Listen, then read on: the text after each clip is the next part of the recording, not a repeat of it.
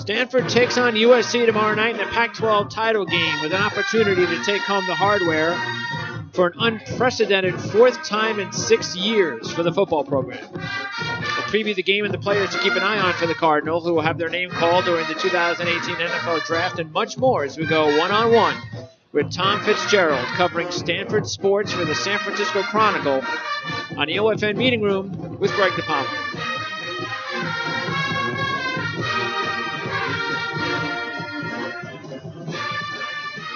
All right, it's November 30th, 2017. I'm Greg DePalma. Thanks for tuning into the OFN Meeting Room as we talk Stanford football with Tom Fitzgerald. Tom, thanks for joining us today. Yeah, how are you? My pleasure. I'm doing good, Tom. And, of course, it's the first time we had an opportunity to talk to you on the network, and we're happy to have you with this is the game that kicks it all off tomorrow night. So how long have you been covering Stanford sports for? This is my 9th year, and I've been to a bowl game with them every year. And how do you enjoy covering? Now, have you been covering college sports your entire career, or just in the last 9 years? So basically, just the last 9 years. I used to do the 49ers for many years, and I did a lot of other jobs at the newspaper. But I really love covering college sports. It's to me, it's more enjoyable than covering the pros. And yeah. I particularly love the Stanford kids. They're smart and driven, intelligent, articulate. They're the real deal. Yeah, it is incredible when you take a look at the difference between some of these games, even that you watch. I can imagine, especially when you're doing it in person and the atmospheres. I remember I was watching the Texas A&M Alabama game earlier this season. And I was flipping around, going from game to game, and it was, and then I flipped back over to the Texas A&M game, and there's like 2 minutes left in the game. They're down by 2 scores. Alabama has the ball in the A&M 20. You would have thought the game was tied. The place was just loud, and I'm going, why are they loud? The game is over. It just shows you. It's just fun. It's great, and you wish that the pro crowd could be like that, but that's not going to happen. Oh, I couldn't agree more. It's much more enjoyable, at least from my end, to cover the college games. The enthusiasm is, out the roof. Well, you came in at the right time, that's for sure. I mean, David Shaw has done an incredible job. Again, potentially 4 titles in 6 seasons, which is really something else. I grew up watching college football and thinking of Stanford along the lines of Northwestern when I grew up. I mean, who are they? I mean, terrible programs and big conferences that no one ever paid attention to, except, of course, you had, all we remembered was the play. That's it. That's all you remembered from Stanford was the play against California, the John Elway team. And but ever since Harbaugh took over, things have changed, and David Shaw has done an incredible job. 7-0 against California, 3 Rose Bowls. Is he going to stay at Stanford much longer? Do you think he's going to get a call? I'm sure he's gotten calls before at the NFL level. Oh, for sure. He's gotten plenty of calls, but the answer is always no. Frankly, I don't think he's going to leave in the foreseeable future. Who knows down the road, the distant road, but he loves it at Stanford. He's a Stanford alum. He loves the campus. He loves their academic uniqueness, their I shouldn't say their uniqueness academically. There are other great schools, obviously, in the Ivy League, but the uniqueness of Stanford is that it's both academically elite and athletically elite. So the football team is right up there with all the other great sports teams that Stanford offers, the soccer, the swimming, and all the rest. But it wasn't too long ago, I have to point out, that back in around 2004, 2005, when Buddy Stevens and Walt Harris were the head coaches, there was a time there not too long ago, it's just barely over a decade ago, where people were saying that Stanford ought to drop to the lower rung of football and get out of the Division I, which is now the FBS. Try something that they could actually succeed at. Yeah. Yeah, it shows you, but sometimes one coach can really change it for everybody. I know coming from New Jersey, that's exactly what happened when Greg Schiano took over Rutgers. Same thing. We shouldn't be doing this anymore. And those, all of a sudden, that leads to joining the Big Ten. Some years later. So, what about this particular team? You take a look at again another division title. So that the success there is obvious, but how do you compare it to some of the other Rose Bowl teams that Shaw's had? Well, I would say a couple of things. I don't think the defense is as strong. I don't think their pass rush is as strong as it has been under those in those the title teams. They had during some they had Andrew Luck and they had Kevin Hogan at quarterback. Yep. And they haven't had that quarterback play until recently. Mm-hmm. And I've got to point out that KJ Costello he's only in his this will be his fifth or sixth start, I guess. But he has been excellent. Yep. But they didn't have the caliber of quarterback that they had during those division championship years. But I'd say that and possibly the offensive line wasn't as stellar as it has been in those years. So, but everybody's coming on now. In the last 3 or 4 weeks, they really have gotten a sense of a real swagger to them now, and they've beaten Washington. Yep. They beat Notre Dame pretty handily. They gave up two pretty long plays, but if it weren't for those two plays, this game would have been a real rout. Yeah, I mean, I also noticed that there's a lot of a lot of juniors and sophomores that are, especially the junior class, that is pretty solid for this program. So it all depends on who leaves, especially Bryce Love, because you would think that if a Harrison Phillips, a Quentin Meeks, a Justin Reed, a Bryce Love, if most of those guys decide to stay, with Costello, of course, coming back next year for his junior season, now you're talking about them maybe being closer to that level of that we've seen in a couple of those teams, which were borderline national championship contenders. Oh, I agree. And as you say, it's a question of who comes out. And I think for most of the year, everybody had pretty much assumed that Bryce Love would come out because his status would never be higher than it is this year.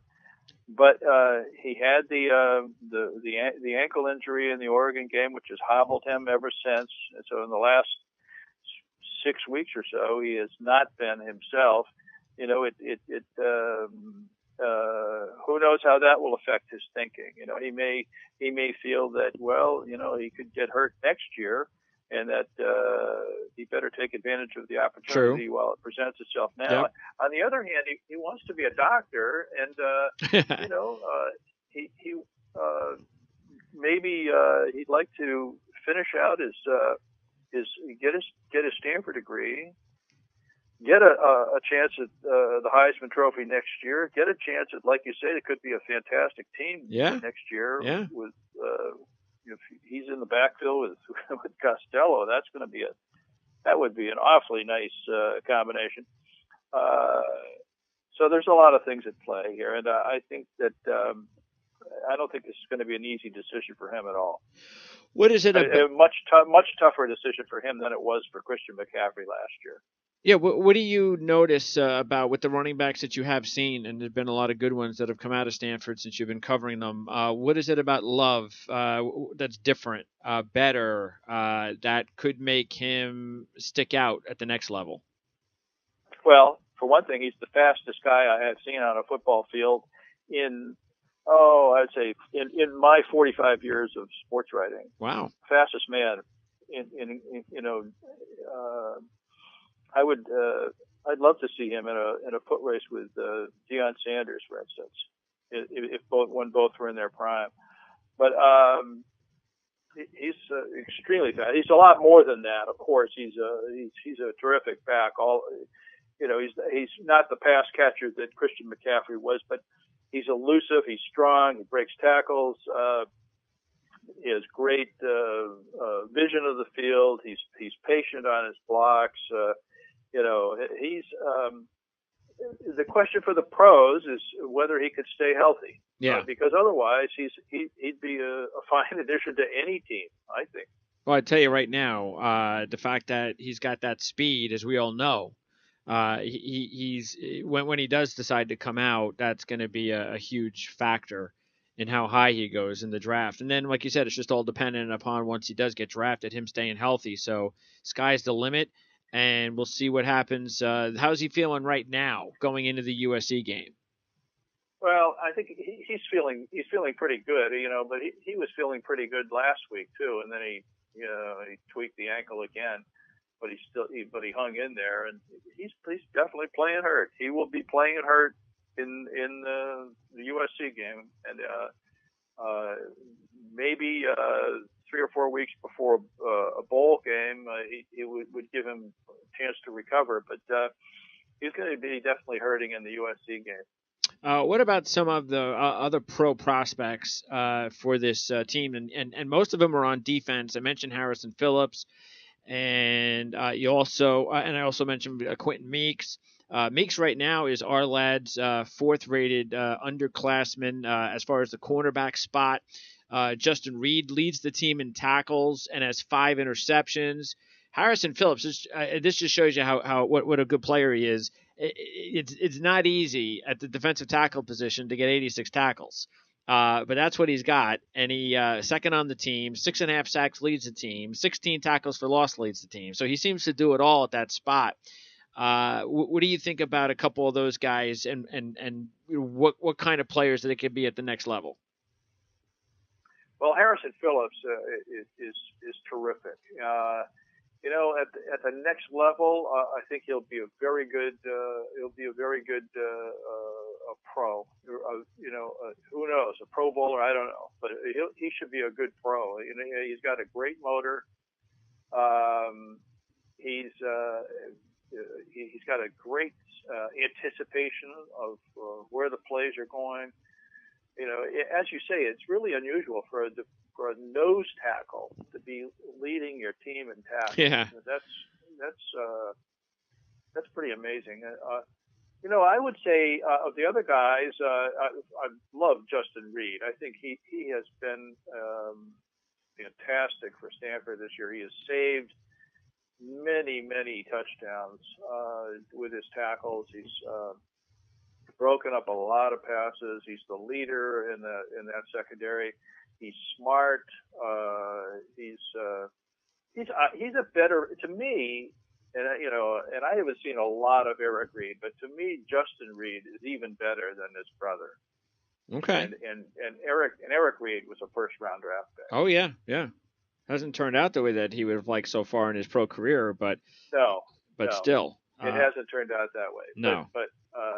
But Justin he's terrific. Meeks, as you pointed out, he's excellent too. He's a terrific kid, a real ebullient kid. Great, just a great spirit to him. Always smiling and happy kid. But boy, is he a tough cookie on the football field. He's a great cover guy. And if he gets beat, he's got a short memory. And he'll go after the next one. So he's going to be a fine pro too, I think. And you also like the size in the defensive backfield. I mean, all those guys for Stanford are big guys, including the corners, and we know how important that is in the defensive backfield. What about the road woes? Even though it's not, I mean, it's an away game, I should say, away from home, but because I say that only to bring up the stats, they are just 2-3 on the road Their wins 3 points against Utah, 1 against Oregon State. But they are playing, I guess, of course, as close to home as they could want. So you expect what? You think it'll be a 60-40 Stanford crowd? That's a good question. USC travels so well. They really do. So I wouldn't be surprised if it's 50-50. Okay. But Stanford people will be certainly there in force. You know, it's a 15-minute drive from the Stanford campus. So it's you know, it's right there. And Stanford, as you pointed out, has done well in that game. So it hasn't always been at Levi's, of course, but it's they should have a large representation. I guess I could call it a sort of a home crowd, but it won't be completely a home crowd. That's for sure. Now USC snapped their 3-game losing streak in the series against Stanford with the win by 18 points early in the season. They had over 600 yards of total offense. They were 10 for 12 on third down. Darnold was 21 of 26, over 300 yards passing, 4 touchdowns. They even ran the ball well with both Carr and Jones combining for over 200 yards. So what happened in that game? Well, USC played tremendously. They were on fire. That was a tremendous all-around offensive performance. They did everything right. Their pass protection was great. Darnold was fantastic. The receivers were great. The running backs were, you know, between Jones and Carr, they just they were super. I mean, it's not that Stanford played all that bad, but it was that USC played that perfectly. I mean, they were probably their best game of the year. Probably, yeah. I think I would argue that. Yeah. I mean, I think that's what we all expected out of USC this year. And then the very next week they were lucky to beat Texas. So and then you know they things kind of didn't work out for them all that well early on in the season, but they have been playing pretty good football. I didn't think they played a great game against UCLA in the last game. I actually think UCLA outplayed them. It's just that UCLA did what they usually have done, which is why they have a new coach. They just made mistake after mistake at key times. So I think that kind of bodes well for Stanford. I like the way Stanford is coming into this game. They had the loss earlier this year. It's always hard to beat a team a second time, and a pretty good matchup one-on-one. And David Shaw, by the way, in 13 games as a dog since he's been the coach there, I believe since 2012, actually, not 2011, just going back to 2012, 9-4. Straight up. So he's won 9 of 13 games as a dog, and 2 of those outright upset wins were against USC.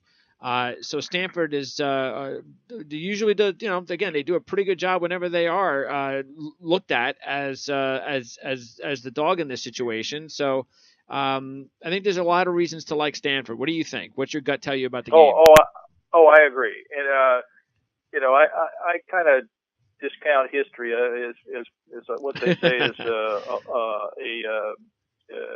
not an indicator of future promise, or whatever the phrase is. Past performance is not indicative of future results, but just in the present. I mean, I just think that Costello is a big improvement over Keller Christ. And he's gotten better and better. He had a terrific game against Notre Dame. He's got a sense, a flair about him. He throws accurately, and he's got a great arm and all that. But gosh, that kid has got some moxie to him. And I really like him a lot. I think I'm trying to think of some quarterbacks that he reminds me of. He doesn't run like Manziel or that kind of player, but he's got that I don't know, chutzpah or whatever to him. Hey, that helps. That Yeah, that really does. And but the offensive line has gotten better since that USC game. They they shuffled the lineup. They shuffled almost the whole line Okay. the week after that week after the USC game. Then Okay. they wound up losing to San Diego State.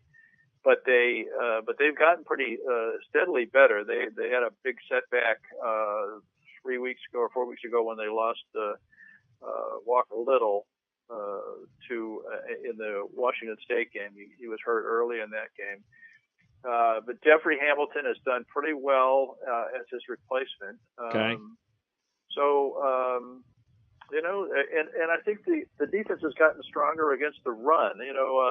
They give up gash plays. They gave up 2 big pass plays against Notre Dame, but that was basically it. They did a fine job of defending that quarterback for Notre Dame, and then and that should hold them in good stead. At least you would think against Sam Darnold. So because he is an elusive cat, and but they did a great job of containing Brandon Wimbush, and so maybe they could do that against Darnold too. So we'll see. Who do you like better, Darnold or Rosen? I like Darnold.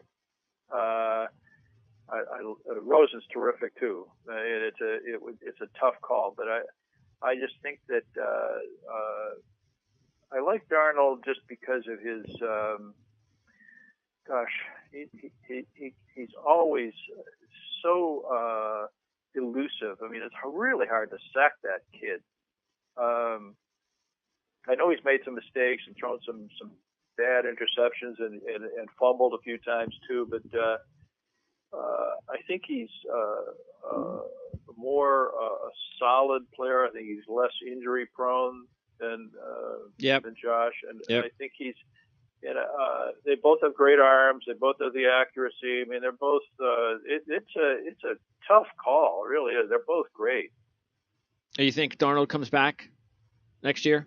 No, I'd be shocked if he didn't. Really? Come out. So you're pretty much sold, even though a lot of people are kind of up in the air, 50-50. You think no way he's coming out? Well, I'm not down there in Los Angeles, so those, sure. those folks would know a lot better than I would. But I look at that kid and I say, why would he come back? I mean, I don't know his family situation. I know that he loves school, and but